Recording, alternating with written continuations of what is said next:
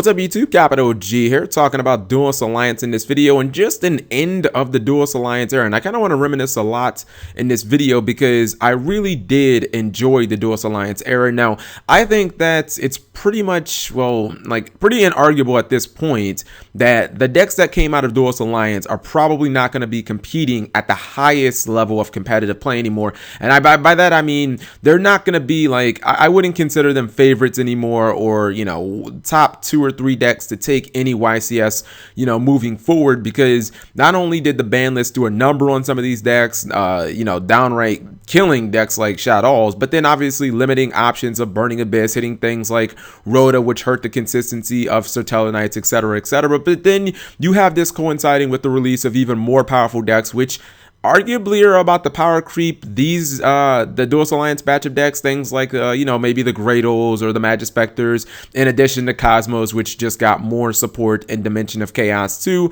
But the thing about it is, you can't feel too bad for these decks because essentially they did the same thing to the decks that came before them. For anybody who doesn't remember, about last year August, Duelist Alliance came out and it had a profound impact. I have said before, I think that Duelist Alliance is easily one of the most powerful sets of all time, but I think it had the highest influence of all time, mainly I think it's actually very comparable to sets like Phantom Darkness and Lord of the Tachyon Galaxy, where many people have said with Duelist Alliance, before it came out, you know, you had a format where nearly anything could top. You know, Infernity won Worlds and Hat won the North American WCQ. There were a lot of, you know, versions of Hat and like decks like, you had decks that benefited from Soul Charge being at 3, like Mythic Rulers and Sylvans that saw a lot of play. Of course, you had powerful decks like Infernity and Geargia. There was a lot of variety. And then when Duelist Alliance came out, it literally went to,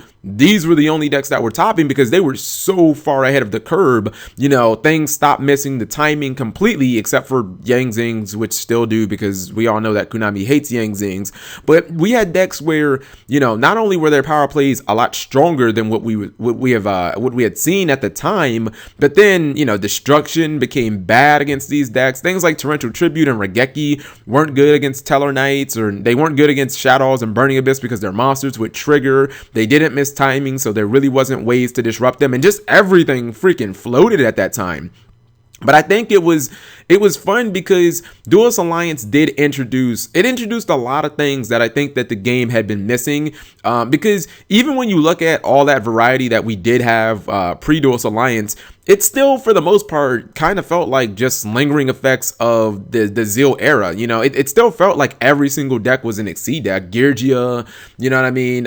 Infernity, like it still felt like Xyzs were the dominant deck because we were still coming out of the Xyz era, and it just felt like if you weren't really playing Xyzs, you probably were at a deficit. Enter Duelist Alliance, where we were moving into the Arc V era, and usually when we move from one era to another, Konami tries to force whatever the new mechanic is down our throat. I mean, if you look at the beginning of the Zeal era and the beginning of the 5Ds era, I mean, pretty much like 3-4 months in, if you weren't playing Synchros or Xyzs, you were just getting wrecked, or you were playing decks that were anti-meta, or they were deemed anti-meta, and they were, you know, made to specifically counter those. But with this set, I mean, we got archetypes like Sertella Knights and Burning Abyss that were focused around Xyzs. We got the Yang Zings that were focused around synchroing. I was like, what? We're getting synchros in the year, you know, 2014. And even more shocking, we got Shadows, which were focused around fusion summoning, and they were arguably the strongest of the 3.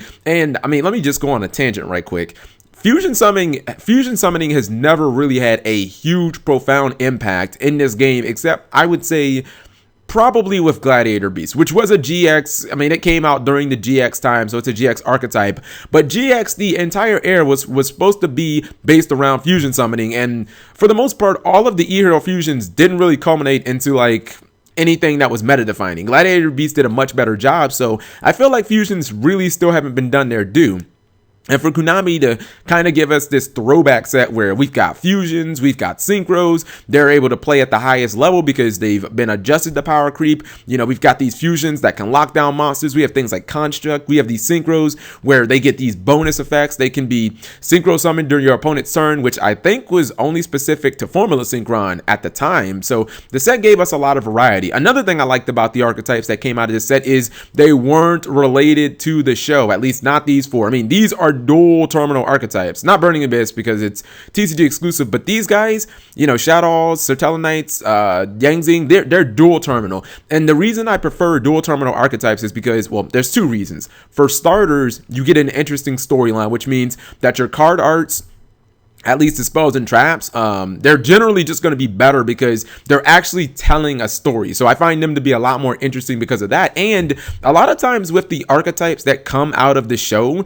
sometimes they change the effects and the cards aren't what you thought that they were going to be. And, you know, sometimes like they'll release a lot of the archetype and then they'll miss an important card and who knows when the hell it's going to be released. I mean, this is happening a lot with DDDs and, you know, Raid Raptors and stuff. You see it all the time with the archetypes from the show. So I prefer the dual terminal archetypes a lot more. And it was cool that this set was practically filled with them. Now, a lot of people will probably look at Duelist Alliance and say this is where the game became archetype based. And I really can't dispute that because Duelist Alliance was the set where Yu-Gi-Oh! Became fully archetype based. If you look at Duelist Alliance, everything that came after it, including this set, like, we really haven't had any, you know, hats or dino rabbits or plant synchro. Like decks like that just really don't exist where the players are taking a collection of cards, throwing them together, making sure that they have great synergy, and then it goes and it wins multiple YCSs or ARGs or what have you. That doesn't really happen anymore. But I don't actually mind the game being archetype based. As long as there's a variety as far as the mechanics, like I think that it's pretty healthy. So I'm looking at Duelist Alliance, and even though that, you know, in hindsight, yeah, well, right now, people obviously they've got fatigue of these decks because we've been seeing them for the last year and people are sick of them. But I think that people are going to get an appreciation for this set and for this era, maybe, I don't know, 6 months to a year from now, when you think of not just the huge impact that the set had, but how much variety that it brought, even if it did essentially kill off everything before it. And I think that Duelist Alliance I mean, personally, I consider it the best set ever, but I don't think that we'll ever see another set do this where you get 4 decks that are all completely different, that feel completely different, and they can all just hit the ground running in top events at, you know, top high level events. So I guess this is just a video of me reminiscing and talking about how much I love Duelist Alliance because for the most part, I feel like the era is pretty much over. I feel like you won't really see, maybe you'll see some Sertella Knights, but I don't think that these decks I don't think there'll be threats to win any more events. And that does kind of suck, but you know what? They'll still have a special place in my heart. So let me know what you guys think. Did you like the Duelist Alliance era? Did you like Duelist Alliance as a set? Did you like the fact that most of these archetypes were dual terminal based archetypes? Let me know that in the comment section below. Thank you guys for watching as always.